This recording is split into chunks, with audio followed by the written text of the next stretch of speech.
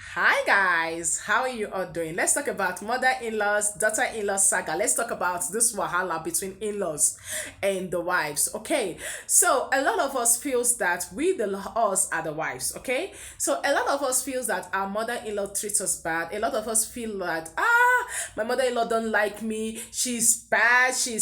We call so many negative things. But actual thing is that they love us, but they are treating us the way they understand it. Now, let's look at it like this.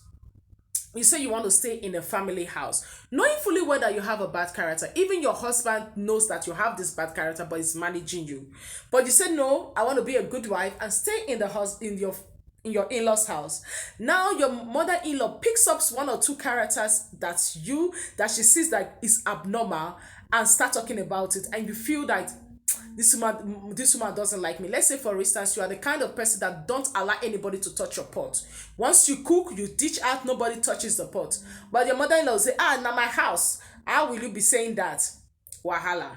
Let's say you are the kind of person that wakes up by 7 and your husband doesn't he not care whether you wake up 7, whether you wake up 8 o'clock, but you're in the family house and you wake up by that 7 o'clock, and the mother-in-law is there saying, why will a woman be waking up by 7 o'clock? She's supposed to be waking up by 5 o'clock. And then wahala starts.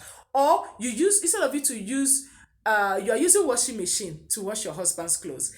And your mother-in-law knows that where I come from, you need to use hand to wash your husband's clothes.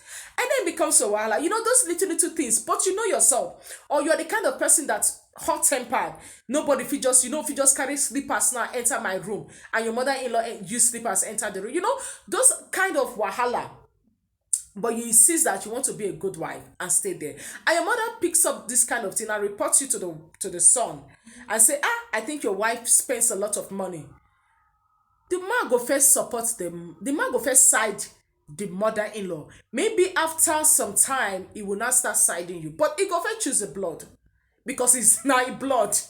You see, so in the bottom line is, if you know you have a bad character, if you know that everybody knows that there's this thing that I have, that if you offend me, it go touch me. There's this thing about me. I'm a reserved person, and maybe your mother-in-law wants you to be talking morning, afternoon, evening, but you the kind of person that is indoor, quiet person. It becomes a problem. So if you know you have some certain issues, you have some certain problem, avoid family house. Yes, they will say, oh, you don't want to stay in our house. At least you can stay for 1 week. You can tolerate for 1 week, not 6 months, not 1 year. Because at the end of the day, that's your dirty linen you are trying to protect, that only your husband knows. It will not be exposed. It will not be family linen. It will be exposed. So if you know that you have a bad character, avoid family house. Trust me, it's going to save you a lot of things. Oh, they call you, oh, you don't want to come. Mama, no, don't be like that. At least you have reserved your shame.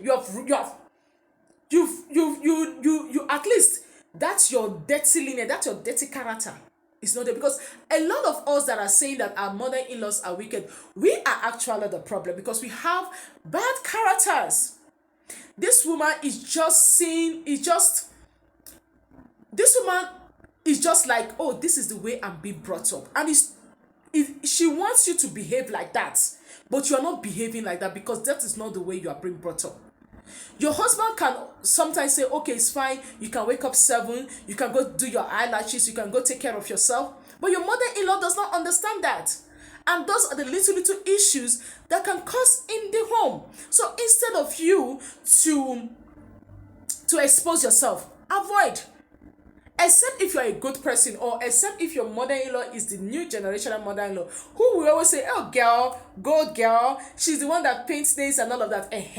But if not, please stay with your husband. Not say you won't go do too good and go and stay there, because now you're going to cause more problem to yourself. Okay, and kudos to all those wives that stay in their mother-in-laws for years, 10 years, 5 years. Kudos to you.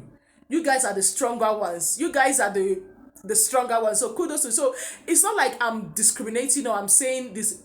If you know you have a bad character, do not stay in family house. If you know you are the kind of person that is reserved, the kind of person that, you know what, I don't take shit. You don't talk to me anyhow. I don't want you to be in my space. I don't like talking.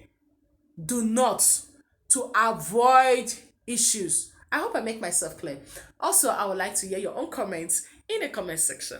Bye.